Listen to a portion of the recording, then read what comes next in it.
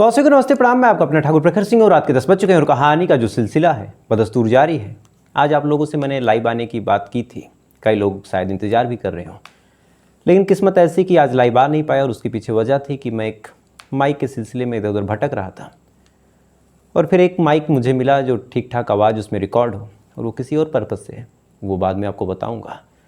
लेकिन चूँकि माइक थोड़ा सा महंगा था और जल्दी मिल नहीं रहा था, और मिलने के बाद फिर उसमें जो सिस्टम थे वो चीज़ें समझने में, कौन से मोड पे क्या होगा, ये तमाम चीज़ें करने में लगभग रात हो गई और फिर ऑफिस और स्टूडियो नहीं तमाम चक्करों में उलझ के रह गया और लाइव आने का फिर मौका ही नहीं मिला। तो आज आप लोग कहानी सुन लीजिए। एक दो दिन में मैं लाइव ज़रूर आऊँगा और आप लोगों से जुड़ूंगा, और आज के लिए आप लोगों से माफ़ी चाहता हूँ। और साथ ही जिस पर्पज़ से मैंने वो माइक मंगाया है, वो पर्पज़ भी जब स्टार्ट हो जाएगा तो आपको बता दूंगा, तो आप लोग भी अपना सपोर्ट और प्यार दिखाइएगा। अब आते हैं आज की कहानी की बात करते हैं। और आज की कहानी की बात करूं तो आज की कहानी एक आदमी के लालच, एक आदमी की हवस और एक आदमी की जो इंसानी प्रवृत्ति है, इंसानी का मतलब यहाँ पे आसुरी प्रवृत्ति हो गई, ये तमाम चीज़ें उसको कितना गिरा देती हैं, वो कितना आगे जा सकता है, वो क्या क्या कर सकता है, ये तमाम चीज़ें आज आपको इस कहानी में देखने को मिलेंगी। एक आदमी के ऊपर जब हवस सवार होती है, एक आदमी जब अपने स्वार्थ के बारे में सोचता है, तो किस तरह से क्रूर हो सकता है, किस हिसाब से निर्दयी हो सकता है, उसे अपने और पराये में फ़र्क नहीं रखता। ये तमाम चीज़ें आज आप जानेंगे। कहानी राजस्थान की है। राजस्थान में एक जगह लगती है अलवर, और इसी अलवर में एक जगह लगती है भिवाड़ी, और इसी भिवाड़ी में एक सोसाइटी है त्रिहान सोसाइटी। और इसी त्रिहान सोसाइटी में एक लड़का रहा करता था जिसका नाम था निशांत पांडे। निशांत पांडे देखने में बेहद स्मार्ट। साल 2012 की ये बात है। उस टाइम नए नए लोग शुरू किए थे सोशल मीडिया को यूज़ करना, क्योंकि 2012 से पहले बहुत कम लोग ऐसे थे जो फेसबुक, इंस्टाग्राम, शायद व्हाट्सअप आया था या नहीं, एग्जैक्टली मैं बता भी नहीं सकता। इन तमाम चीज़ों पे बहुत कम जुड़े थे। नया नया शौक़ था, लोग चाह रहे थे कि मैं यूज़ करूं। लड़के भी लड़कियां भी, हुजूम लगा हुआ था। और उस टाइम तो फेसबुक का ज़्यादा बोलबाला था, इंस्टाग्राम लोग कम पसंद करते थे। तो साल 2012 में निशांत पांडे अपनी एक फेसबुक आईडी बनाता है। आईडी बनाने के बाद तमाम नए नए लोगों से रिक्वेस्ट करके जुड़ता है, उनसे बातचीत करने की कोशिश करता है, उनके फ़ोटोज़ को, उनके पोस्ट को लाइक करता है। और साल 2012 के आसपास लोग सोशल मीडिया पे इतने एक्टिव थे, इस हिसाब से चूँकि नया नया था तो उन्हें कोई मतलब नहीं था कि कौन अपना है, किसे हम जानते हैं, किसे नहीं जानते। चूँकि उस टाइम उतने स्कैम वगैरह भी नहीं होते थे, लोग अनजान चेहरों के पीछे भगते थे। तो ऐसे ही साल 2012 में निशांत पांडे अलग अलग जगहों पे रिक्वेस्ट भेजता है। तो ऐसे एक लड़की से उसकी मुलाकात होती है जिसका नाम था आकांक्षा। आकांक्षा भी लगभग 15-16 साल की लड़की। रिक्वेस्ट भेजा, रिक्वेस्ट भेजने के बाद बातचीत हुई। बातचीत होने के बाद दोनों के बीच दोस्ती हो गई। इसके बाद से फिर दोनों इंतज़ार करने लगे कि कब सामने वाला ऑनलाइन आए तो बातचीत हो। इसी इंतज़ार में पूरा दिन गुजर जाता। देखते देखते दोनों एक दूसरे को पसंद करने लगे। अब फेसबुक पे ही दोनों ने एक दूसरे को प्यार का इजहार कर दिया। इजहार करने के बाद अब तमाम चीज़ें फेसबुक के माध्यम से ही हो रही, क्योंकि उस टाइम दोनों के घर, और ख़ासकर जो आकांक्षा थी उसकी फैमिली ऐसी थी नहीं कि नंबर वगैरह एक्सचेंज ये कर सके। तो साल 2012 से ही अब दोनों एक दूसरे को पसंद कर रहे हैं। फेसबुक पे ही दोनों एक दूसरे से बातचीत कर रहे हैं, पूरी लॉयल्टी के साथ एक दूसरे से रिश्ता निभा रहे हैं, पूरी पंक्चुअलिटी के साथ एक दूसरे से बातचीत कर रहे हैं। देखते देखते साल 2012 जो है वो बीत जाता है। अब साल 2012 बीत गया, साल 2013 आ गया, एक साल गुजर गया। दोनों के रिश्ते उसी हिसाब से बने रहे जैसा शुरुआत में था, यानी वही बात करने की तलब, वही एक दूसरे की फ़ोटोज़ को देखने की इच्छा। कभी कभार बहुत किस्मत सही हो तो शायद फेसबुक पे शायद लाइव अगर था तो लाइव बातचीत हो जाए। यही तमाम चीज़ें अब कई सालों तक चली। साल 2012 हुआ, 13 हुआ, 14 हो गया, 15 हो गया, और देखते देखते साल 2016 आ जाता है। यानी 4 सालों तक दो लड़के, यानी एक लड़का और एक लड़की, एक दूसरे को सोशल मीडिया पे देखते हैं, वहीं पे पसंद करते हैं, वहीं पे प्यार कर लेते हैं, और एक दूसरे के ऑनलाइन तस्वीर और एक दूसरे से ऑनलाइन चैटिंग के सहारे अपनी 4 साल की ज़िंदगी निकाल देते हैं। साल 2016 आता है, और साल 2016 आते आते आलम ये हो चुका था कि दोनों एक दूसरे के प्यार में पागल हो चुके थे। और इसी दौरान इत्तेफाक से जियो का सिम आता है। जियो का सिम आया, तमाम चीज़ें सस्ती हुई, व्हाट्सएप पे भी अब कॉल वगैरह लोग करने लगे और कॉल भी लगभग फ्री हो गई। तो इसी दौरान फिर एक दूसरे से इन्होंने नंबर पे बातचीत करनी शुरू की। यानी सोचिए 4 साल बाद, 4 साल तक तमाम चीज़ें सिर्फ चैटिंग पे चल रही। अब नंबर पे बातचीत शुरू की। बातचीत शुरू होने के बाद फिर अब घंटों घंटों एक दूसरे से बातचीत करने लगे। जो लड़का है निशांत, उसने आकांक्षा से अपने बारे में तमाम चीज़ें बताई, आकांक्षा ने भी बताया। फिर ये हुआ कि एक दूसरे से शादी कर लेते हैं। अब जब शादी की बात एक दूसरे के जहन में आई तो फिर ये हुआ कि चलो बातचीत करते हैं घर वालों से। आकांक्षा ने अपने घर वालों से बात की, इधर निशांत ने अपने घर वालों से बात की। अच्छा, दोनों के घर वाले जब ये बात सुनते हैं कि आकांक्षा और निशांत एक दूसरे से 4 साल से सोशल मीडिया के माध्यम से जुड़े हुए हैं और कहीं उन्होंने आज तक कुछ और किया नहीं, एक दूसरे से ही प्यार करते हैं, पसंद करते हैं, तो फिर बहन ने भी, जो आकांक्षा की बहन थी, उसने भी ज़्यादा विरोध किया नहीं। उसके बाद फिर ये हुआ कि तुम दोनों शादी कर लो।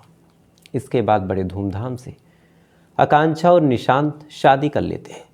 शादी करने के बाद आकांक्षा और निशांत इसी त्रिहान सोसाइटी के एक बिल्डिंग में 10th फ्लोर पे, एक बिल्डिंग के उसी 10th फ्लोर पे एक फ्लैट पे रहने लगते हैं। देखते देखते शादीशुदा ज़िंदगी आगे बढ़ी। एक बिटिया होती है दोनों को, जिसका नाम इन्होंने नव्या रखा, और ये बिटिया होती है साल 2020 में, कोरोना के बाद। अब जब बिटिया हुई, बिटिया होने के बाद उसका नाम रखा गया। इधर जो निशांत था, अब चूँकि शादीशुदा ज़िंदगी आगे बढ़ रही थी, जिम्मेदारी आ रही थी, खुद के ऊपर फैमिली का प्रेशर आ रहा था, तो इस दौरान फिर निशांत ने सोचा कि क्या करें कि अब बिटिया को भी पालना पोसना है, महंगाई भी बढ़ रही है, कोरोना ने कमर तोड़ के रख दी थी। तो फिर निशांत ने सोचा कि कहीं बाहर चलते हैं और चल के नौकरी करते हैं। निशांत चला जाता है गुड़गांव और वहीं पे रह के नौकरी करने लगता है। नौकरी करता है, नौकरी करने के बाद कभी कभार आता जाता, अपनी बीवी से मिलता, अपनी बच्ची से मिलता, उसके बाद फिर नौकरी करता। इधर जो आकांक्षा के मायके वाले थे वो भी काफ़ी खुश थे, कभी कभार बातचीत करते थे, कभी अपने दामाद से, कभी अपनी बेटी से। ये चीज़ें भी चलती रही और देखते ही देखते साल 2024 आ जाता है। साल 2024 में अचानक से, इसी अप्रैल महीने की बात है, आकांक्षा का उसके परिवार वालों से संपर्क टूट जाता है।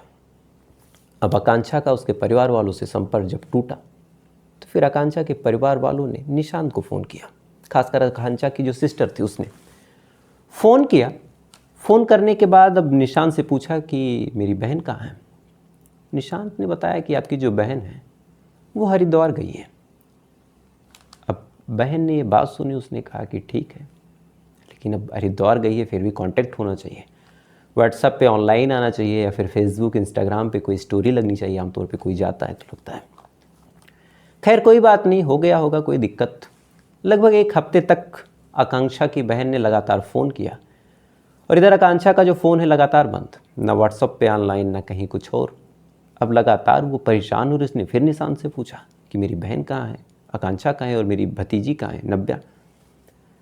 अब फिर निशांत ने कहा कि हरिद्वार गई है, पता नहीं, उसे आ जाना चाहिए था, नहीं आई। अब ये चीज़ें लगातार जब वो बोल रही और निशांत उसके जवाब में कह रहा कि पता नहीं, मुझे कोई जानकारी नहीं, तो फिर आकांक्षा की जो सिस्टर थी उसे कुछ डाउट हुआ कि एक आदमी अगर उसकी बीवी इस तरह से गायब है तो इतना चिल क्यों है। आमतौर पे उसे परेशान होना चाहिए, उसे घबराना चाहिए, लेकिन निशांत एकदम नॉर्मली बता रहा है कि पता नहीं, गई होगी, उसे आ जाना चाहिए। तो फिर क्या मामला है। इधर लगातार दिन गुजर रहे हैं, आकांक्षा का कुछ अता पता चल नहीं रहा। निशांत से पूछा जा रहा था, निशांत इधर उधर की बातें बता रहा। तो फिर जब काफ़ी वक्त गुजर गया और लगातार निशांत इधर उधर की बातें घुमाने लगा, तो फिर आकांक्षा की जो सिस्टर है उसने फैसला किया कि मैं खुद जाके देखूंगी। इसके बाद आकांक्षा की सिस्टर 23 तारीख को आती है इसी त्रिहान सोसाइटी। आने के बाद 24 तारीख को सुबह सुबह उसकी बिल्डिंग में आ जाती है। आने के बाद जैसे फ्लैट के सामने पहुंचती है तो पहुंचने के बाद देखती है कि फ्लैट में ताला लगा हुआ है। अब फ्लैट में ताला, परेशान हुआ। उसने आसपास के लोगों से पूछा कि इसमें जो लोग रहते थे वो कहाँ हैं। ना आकांक्षा दिख रही, ना नव्या दिख रही, ना ही निशान दिख रहा।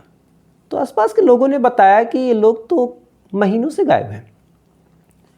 अब ये शब्द जैसे ही उसने सुना, सुनने के बाद वो परेशान, उसने फ़ौरन पुलिस को फ़ोन किया। अब जैसे पुलिस को फ़ोन गया, पुलिस भी आई आने के बाद पूरा मामला सुना, और जैसे ही मामला सुना तो न जाने क्या पुलिस वालों के जहन में आया कि चलो इस फ्लैट को एक बार चेक कर लेते हैं। उसके बाद उन्होंने उस फ्लैट का दरवाज़ा तोड़ा। दरवाज़ा तोड़ने के बाद जैसे ही पुलिस वाले अंदर दाखिल होते हैं, एक बेहद ख़राब बदबू पूरे कमरे में। जैसे बदबू आई, सबको एक तरह से डर लगने लगा कि अंदर क्या होगा, क्योंकि बदबू बहुत तेज़ थी। उस बदबू का पीछा किया गया, और जैसे ही ये लोग वॉशरूम के अंदर दाखिल होते हैं, अंदर 2 लाशें दिखती हैं, बुरी तरह सड़ रही। उसमें से एक लाश आकांक्षा की थी और दूसरी लाश नव्या की थी, यानी उस 4 साल की बच्ची की। अब माँ और बिटिया की लाश मिलती है और पति गायब है। अब जाहिर सी बात है, पुलिस वालों को पति पे डाउट हुआ। उन्होंने तलाश शुरू की। सबसे पहले निशांत के नंबर को सर्विलांस पे लगाया। अब नंबर सर्विलांस पे लगाया तो पता चला कि नंबर तो कई दिन से एक्टिव ही नहीं है। लास्ट लोकेशन निकाली तो उससे भी कोई खास जानकारी नहीं। अब पुलिस वाले परेशान कि 2 कत्ल हो चुके हैं, चूँकि देखने में लग रहा था कि मामला कत्ल का है, और जिसके ऊपर डाउट है, जो प्राइम सस्पेक्ट है, वो फरार है, तो आखिर उसे खोजें कहाँ। इसके बाद पुलिस वालों ने तफ्तीश करनी शुरू की कि वो कहाँ रहता था, कहाँ जाता था, क्या करता था। तफ्तीश करने के दौरान पता चला कि जो निशांत है वो गुड़गांव में रहता था। इसके बाद पुलिस की एक टीम गुड़गांव जाती है। जाने के बाद वहाँ पता करती है कि निशांत यहाँ कहाँ रहता है। जब गुड़गांव में पता किया तो गुड़गांव में पता करने के बाद एक और जानकारी पता चली कि जो निशांत है यहाँ वो किसी लड़की से शादी कर चुका है, और लड़की जो थी बिहार के सिवान की रहने वाली थी, और शायद उसी के पास चला गया है। अब ये खबर जब पुलिस वालों ने सुनी, पुलिस वाले पीछा करते हैं। पीछा करने के बाद बिहार के सिवान जाते हैं, वहाँ और पता करते हैं, और तमाम लोकल पुलिस और तमाम लोकल लोगों की और उनके मुखबिरों की मदद लेने के बाद अंत में जो निशांत है वो पुलिस वालों के हत्थे चढ़ जाता है। और जैसे पुलिस वालों के हत्थे चढ़ता है, पुलिस वाले उससे पूछना शुरू करते हैं कि तुमने अपनी बिटिया और अपनी बीवी को क्यों मारा। पहले तो निशांत ने इधर उधर की तमाम कहानियाँ सुनाई, इधर उधर तमाम बातें बताई, लेकिन जब पुलिस अपने पुलिसिया अंदाज पे आती है और आने के बाद जब पूछती रहती है, तब निशांत टूटता है, और टूटने के बाद एक ऐसी कहानी सुनाता है जिसे सुनने के बाद पुलिस वाले भी हैरान थे कि अगर ये ऐसा था तो पहले कैसा था। और यहीं से कहानी पहुंच जाती है लगभग 1 साल पहले। दरअसल 1 साल पहले जब इसी सोसाइटी के 10th फ्लोर पे ये लोग रहते थे, निशांत अपनी बीवी आकांक्षा से बेहद प्यार करता था। लेकिन प्यार करने के दौरान कई बार ऐसा हुआ कि दोनों के बीच तकरार होने लगी, दोनों के बीच कहासुनी होती, दोनों लड़ते।